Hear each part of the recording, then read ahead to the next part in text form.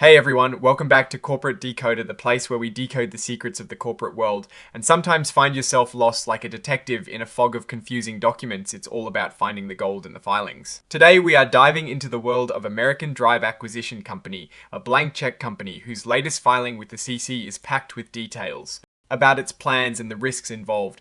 Think of it like a treasure map where some parts are clearly marked and others are a bit of a mystery. Let's see what we can uncover. So American Drive Acquisition Company, also known as ADIASI, essentially a shell company created to acquire another business.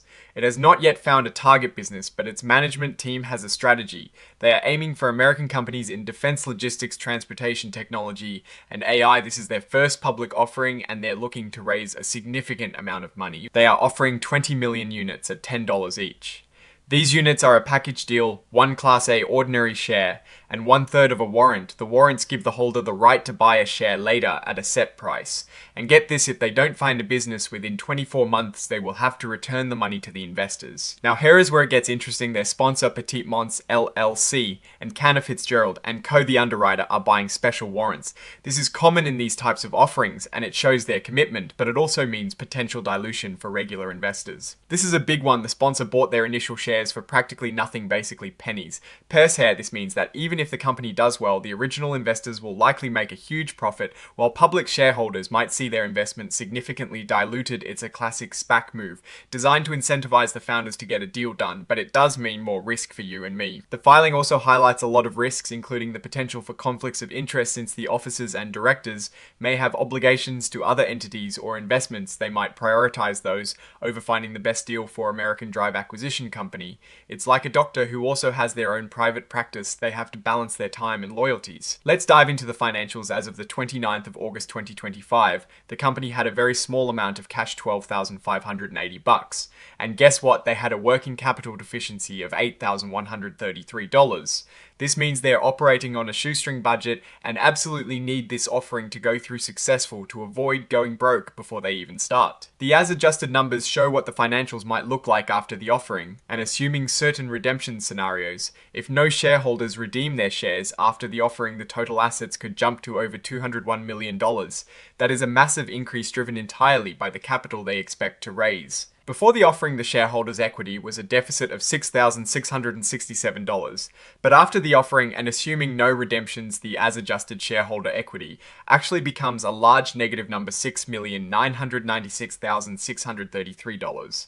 This is primarily due to the Class A ordinary shares subject to redemption being treated as a liability. They are essentially borrowing against future earnings. Looking at the dilution table, the net tangible book value before the offering is a deficit of $8,133. But after the offering, and even with 25% of maximum redemptions, the net tangible book value per share remains negative. This highlights how much dilution public shareholders face from the founder shares, and the generous terms given to early investors before the company even has a business. As a public company, they will have reporting obligations, including annual and quarterly filings. This is standard but important to note for transparency. It is worth noting that the company is incorporated in the Cayman Islands. This has implications for legal protections and potential international business dealings, which are laid out in detail in the legal matters section. The company's financial statements were audited by Withum Smith the Brown PC. This firm raises a significant red flag. They explicitly state that there is substantial doubt about the company's ability to continue as a going concern.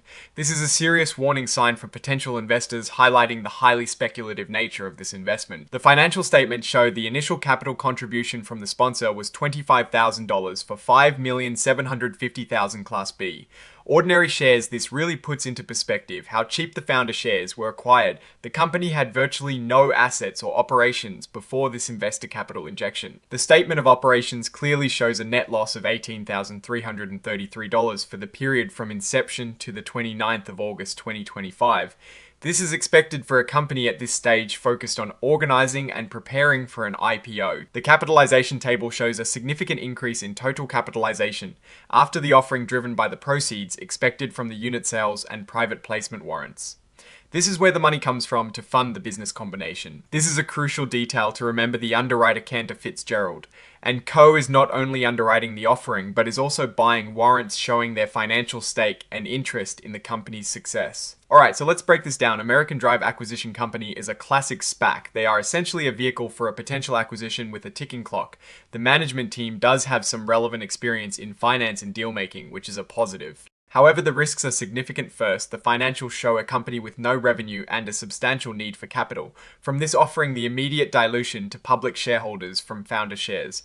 Bought at nearly zero cost is also a major concern as highlighted in their own dilution tables, and the auditor's going concern warning is particularly alarming. The management's potential conflicts of interest given their commitments to other entities and investments are also a key risk. They have a strong incentive to simply get a deal done within their timeline to avoid losing their investment, not necessarily the best deal for public shareholders. For investors, this is a highly speculative play. You are betting on the management team's ability to find a good company and execute a successful merger within 24 months, all while facing significant dilution and the inherent risks of any new business combination. The fact that the auditor is raising substantial doubt about their ability to continue as a going concern before they've even found a business to acquire is a strong indicator of the high risk involved. It is a gamble on their execution and the future market performance of whatever they end up buying.